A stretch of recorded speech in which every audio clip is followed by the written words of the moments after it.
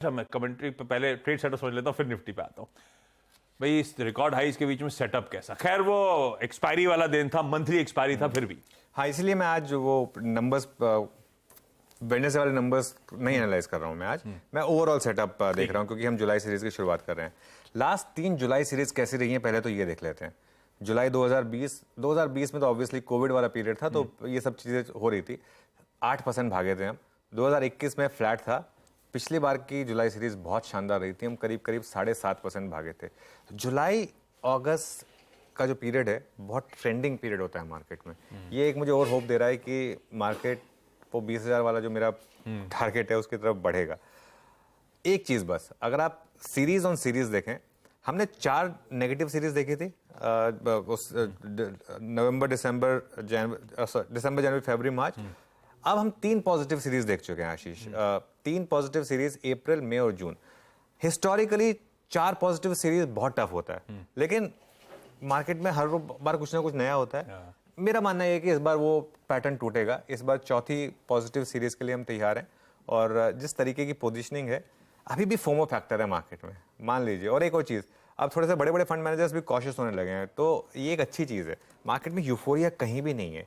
मतलब मैं यूफोरिया उस दिन मानूंगा जिस दिन व्हाइट पेपर्स की टॉप हेडलाइन होगी कि मार्केट्स में नए हाई लगे।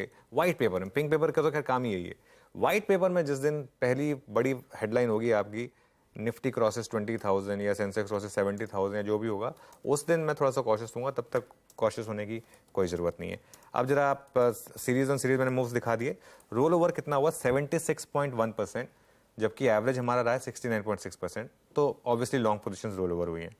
लॉन्ग एक्सपोजर एफआईआर का कितना बढ़ गया है ये देखिए। मार्च में हम 19% थे और मार्च की सीरीज में तो हम 9% पर भी आ गए थे जब वो एकदम लो था। अप्रैल में 9% पर आ गए थे जब हमने अप्रैल की सीरीज की शुरुआत की थी। और यहाँ पर हमने एक कॉल लिया था कि यहाँ से मार्केट एक बड़ी तेजी के लिए तैयार है। अति हो गई, अब यहाँ से और कुछ नहीं, मार्केट बड़ी तेजी के लिए भागेगा। उस समय 600-800 स्टॉक्स 52 वीक लो पर थे। वो प्लस ये, जब मैं छुट्टी पर जा रहा था, मैं एक चीज कह के गया था कि अब मार्केट यहाँ से बड़ी रैली दिखाएगा।